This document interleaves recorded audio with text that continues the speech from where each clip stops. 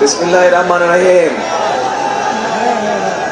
আজকের এই নির্বাচনী জনসভার এই ভোর রাত্রে ফজর হতে আর একটু বাকি আছে। এই ভোর রাত্রে যে এই জনসভা, এই জনসভার সম্মানিত সভাপতি, আমার প্রিয় সামনে উপস্থিত প্রিয় ভাই বোনেরা এবং মঞ্চে উপস্থিত নেতৃবৃন্দ, আসসালামু আলাইকুম। আপনারা কেমন আছেন? এই যে আপনাদের এখানে আসার কথা ছিল আমার কখন 8টার সময় আসার কথা ছিল, মানে গতকাল 8টার সময়, সন্ধ্যা 8টায় ফজরের ওয়াক্তে এসে পৌঁছেছি।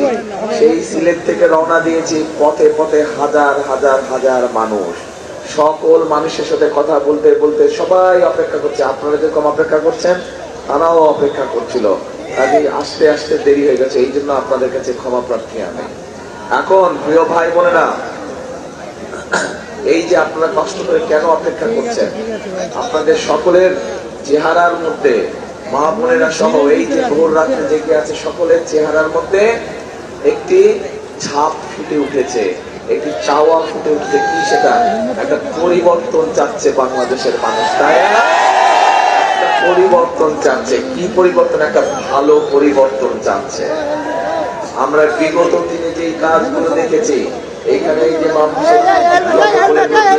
দেখেছি, আমরা এই অবস্থার পরিবর্তন চাই। আমরা একটি নিরাপদ অবস্থা চাই, তাই না? একটি নিরাপদ অবস্থা যেখানে সকল মানুষ নিরাপদে থাকতে পারবে, নিরাপদে ব্যবসা বাণিজ্য করতে পারবে, রাস্তাঘাটে নিরাপদে চলতে পারবে। আপনারা তো এরকমই চান নাকি? ইনশাল্লাহ এরকমই চান। এখন প্রিয় ভাই বোনেরা, এই যে একটু আগে আমি কথা শুরুতেই বললাম যে নির্বাচনী জনসভা, বিগত 15 বছরে এরকম কোন নির্বাচনী জনসভা হয়েছিল? আপনারা বিগত 15 বছরে ভোট দেবার সুযোগ পেয়েছিলেন? পান নাই আপনার সুযোগ। তাহলে এই যে আন্দোলন সংগ্রামের মাধ্যমে, যেই মানুষগুলোর ত্যাগের মাধ্যমে, শহীদদের জীবনের মাধ্যমে যে আমরা এই যে সুযোগটা পেলাম, আগামী 12 তারিখে, আগামী মাসের 12 তারিখে যে নির্বাচন, এই নির্বাচনে তাহলে আমাদেরকে সঠিকভাবে সিদ্ধান্ত নিতে হবে যে কি করতে হবে, তাই নয়? তাহলে দেশকে যদি সঠিকভাবে গড়ে তুলতে হয়, দেশকে যদি, রাষ্ট্রকে যদি মেরামত করতে হয়, তাহলে আমাদের সকলকে ঐক্যবদ্ধ থাকতে হবে। এই দেশে আমরা মুসলমান, হিন্দু, খ্রিস্টান, বৌদ্ধ সকল ধর্মের মানুষ হাজার বছর ধরে একসাথে শান্তিতে বসবাস করেছি না?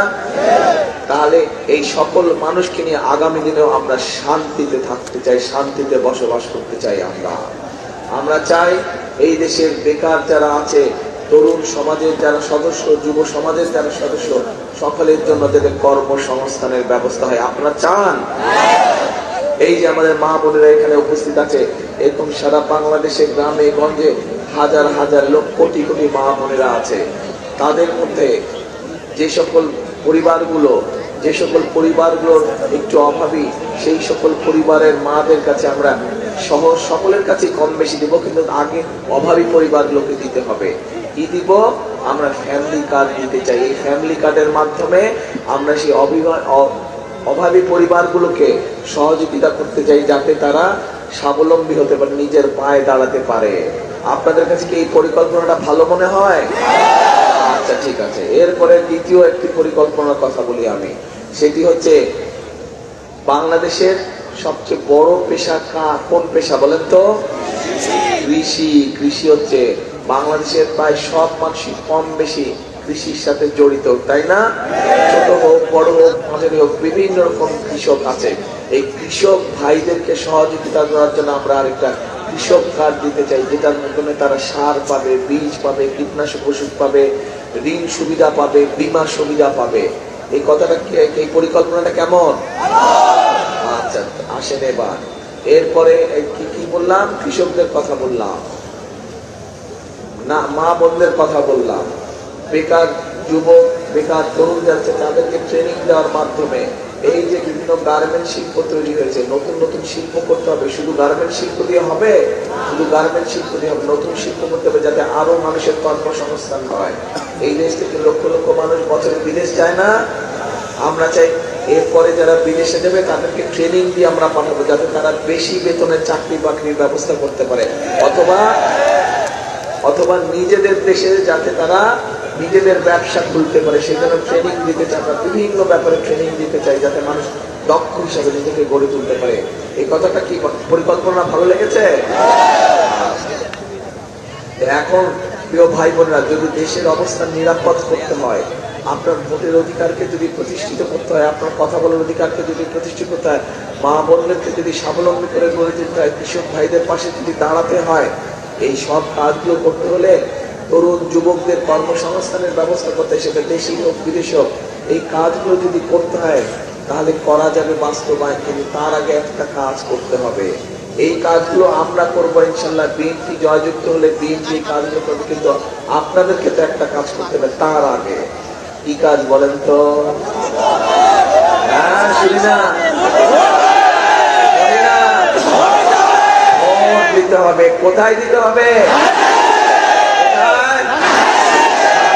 ভোট দিতে হবে। যদি ধানের শীষে ভোট দেন তাহলে এই কাজগুলো করতে পারবো আমরা, খাল খনন করতে পারবো আমরা। খাল খনন কর্মসূচি জানেন আপনারা? কি খাল খনন কর্মসূচি জানেন? মুরব্বীরা জানেন, মুরব্বী এখানে যারা মুরব্বী আছে তারা জানে। শহীদিয়ার সময় খাল খনন কর্মসূচি করা হয়েছিল। এখন অনেক জায়গায় দেখবেন একটু বর্ষার কাছে পানি দিয়ে পানি জলাবদ্ধতা হয়ে যায় না? তার উপরে আবার কৃষকরা সেচ সুবিধা পায় না, অনেক সময় হয়ে যায় না? আমরা খাল খনন কর্মসূচিও চালু করতে চাই। এখন আমি যদি জিজ্ঞেস করি আপনাদেরকে, যদি খাল খনন কর্মসূচি আমরা গ্রহণ করি তাহলে কি আপনারা মনে করেন কৃষকদের উপকার হবে? হবে? তাহলে কি সেটাও করবো আমরা? ঠিক আছে, করলাম তো, কিন্তু আপনারা কি করলেন?